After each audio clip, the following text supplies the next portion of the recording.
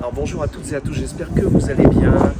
Nouveau portrait d'entrepreneur by Home Landerneau, c'est la saison 2, c'est l'épisode 10.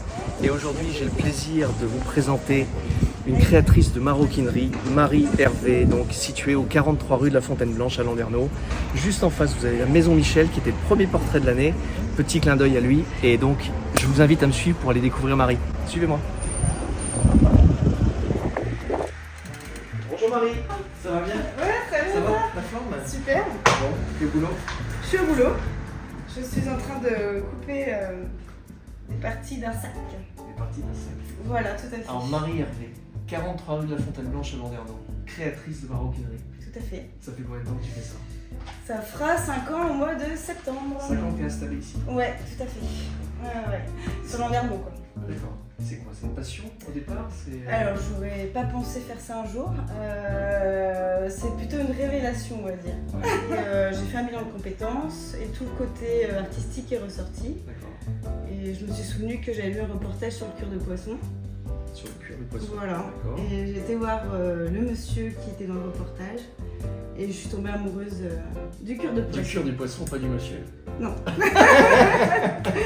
Et donc voilà, et après j'ai fait des recherches sur une formation en maroquinerie pour pouvoir mettre en valeur le cuir de poisson. Et donc depuis, entrepreneur. Depuis, tout s'est bien goupillé et je me Et suis donc installée sur Landerneau. En face de l'ami Michel. Tout à fait. Bon, parfait. Donc la maroquinerie consiste en quoi exactement? Alors la maroquinerie, c'est créer des objets avec du cuir. Donc ça, généralement, c'est des objets du quotidien, comme tout ce qui est sac, portefeuille, porte-monnaie, ceinture. Voilà. Et moi, j'ai décidé aussi de faire un peu de bijoux, parce que le cuir de poisson s'y prête bien, avec les dessins, avec les couleurs qu'il y a. Et voilà. Et puis c'est vrai que c'est un truc que j'aime bien aussi faire. J'aime beaucoup faire les bijoux. Et après, je fais des petits objets insolites. D'accord. Et donc tu vas travailler donc d'un côté du cuir de poisson et du cuir de vache. Et du cuir de vache. J'aime pas faire un objet tout en cuir de poisson. Esthétiquement parlant, après ça c'est mes goûts, c'est que j'aime bien faire juste des petites incrustations de peau de poisson pour pouvoir bien mettre en valeur la matière et les dessins qu'offrent les poches d'écaille ou les épines dorsales du cuir d'esturgeon. D'accord. Moi, mes parents, quand j'étais gamin, ils me parlaient toujours de cuir pleine fleur, de cuir. C'est quoi la différence? C'est quoi les. Alors, il y a deux différences. On parle de soit la croûte de cuir, soit donc la fleur de cuir. Donc, la fleur, c'est la meilleure qualité. Okay. Et après, nous avons la croûte de cuir qui représente le derme. Et du coup, ça, c'est la partie, on va dire, de moins bonne qualité du cuir. D'accord. Tu vas nous montrer comment tu. Là, je suis en train de découper du coup un sac. Ouais, donc ça, c'est un sac. Voilà, c'est un petit sac. C'est le petit sac Louison qui est. Donc là, découpe. Donc là, découpe le cutter. Ça demande aussi beaucoup de force. C'est au niveau des doigts. Donc là, je coupe déjà toutes les parties. Je fais pas les arrondis. Je ferai les arrondis une fois que j'aurai refendu ma peau à l'épaisseur que je veux qu'elle soit pour mon sac. Alors quand tu dis refendre, ça va être coupé dans l'épaisseur du cuir. Ah oui.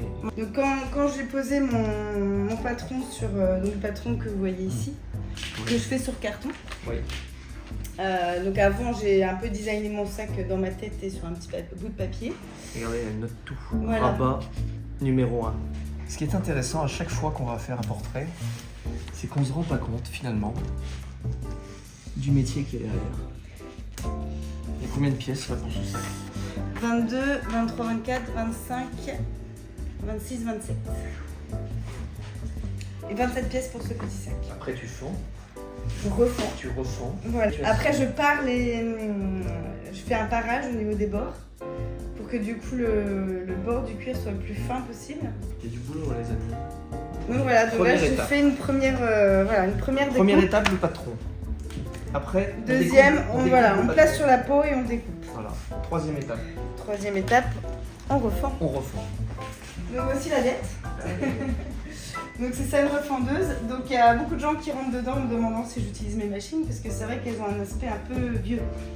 Mais elle n'est pas vieille. Celle qui est à côté de toi, oui, celle-ci elle est vieille, on n'en fait plus. Donc selon les parties de mon sac, je les veux plus ou moins épaisses en fait. Donc je fais un premier test pour voir où je suis. Donc, derrière je récupère la fleur qu'on parlait tout à l'heure. Et là, tu as la croûte. Ah, dis donc, ouais. Donc voilà.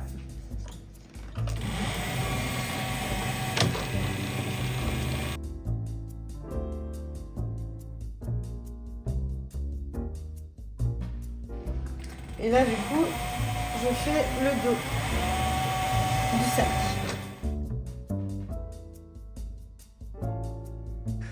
Alors Marie, Oui, t'as fait ton patron, tout à fait. t'as fait ta découpe qu'on a vue, tu as refendu, et donc là on est dans une autre phase. Dans une autre étape, donc là, je suis en train de parer. Donc là, c'est un couteau demi-lune qui me sert aussi à parer. Ouais. Donc qu'est-ce que je fais? C'est que j'affine les bords du cuir D'accord. pour que du coup, j'ai le moins d'épaisseur possible sur les côtés de mon sac.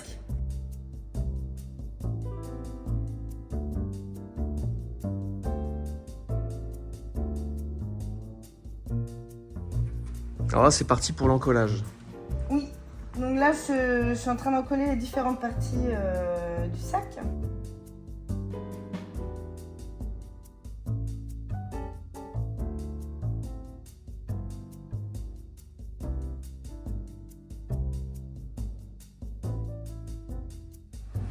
Alors là, je vais mettre mon logo du coup sur le dos de mon sac. Oui. Donc j'ai fait chauffer mon fer, c'est à chaud que je le fais. Oui. J'ai fait chauffer mon fer du coup pendant une petite demi-heure D'accord. pour qu'il soit bien chaud, pour que ça incruste bien dans le cuir. Marie Hervé, Bretagne. Là je fais mon fond, enfin mes fonds, parce que du coup j'aurai deux parties sur mon fond.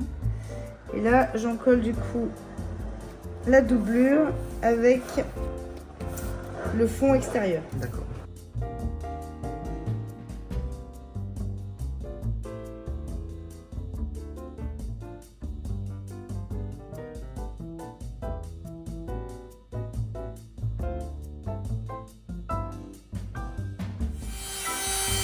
Alors là je ponce, c'est pour enlever le surplus de colle sur les bords.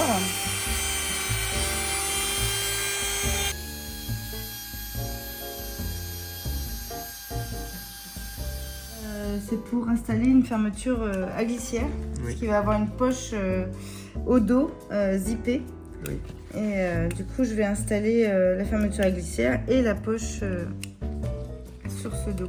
D'accord. Ça c'est un fer à fileter, donc ça permet de coucher aussi les fils et en même temps ça permet de faire une belle finition.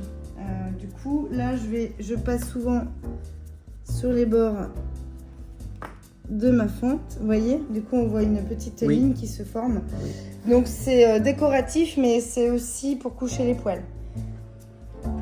Donc je brûle un petit peu le tissu de la fermeture à glissière pour que ça évite que ça s'effiloche. Oui.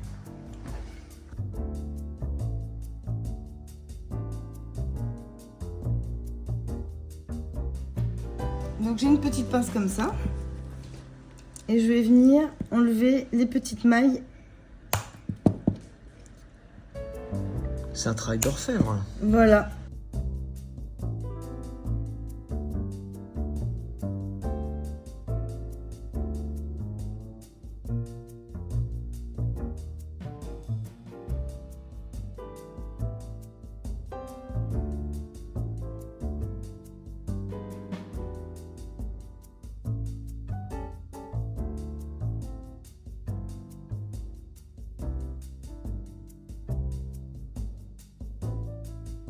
Donc là tu vas piquer. Là je piquais. Donc je piquais du ton sur ton. Donc là je change ma bobine de fil. Oui. Donc je mets du bleu. J'ai le guide. Avec un guide, on appelle ça un guide lamelle. Donc voilà, donc là je vais venir placer du coup mon guide.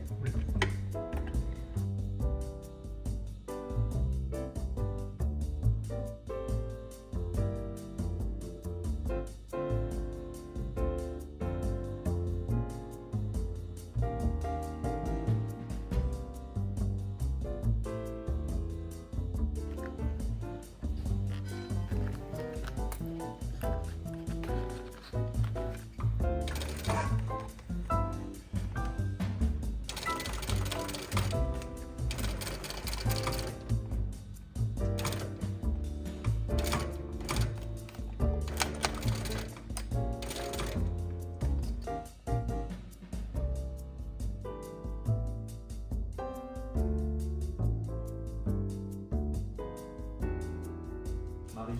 Merci beaucoup. Merci Pascal. Voilà, tu as un univers qui est tout à fait sympathique, avec plein de couleurs. Ouais, j'essaie. Hein J'essaie de créer quelque chose qui donne envie. Ouais, je comprends mieux maintenant pourquoi tu dis créatrice de maroquinerie. Parce qu'effectivement, il y a du travail, il y a du temps passé. Ouais, j'ai encore plein dans ma tête. Bon, C'est le temps qui manque toujours. à bientôt. Merci, Merci salut. à toi.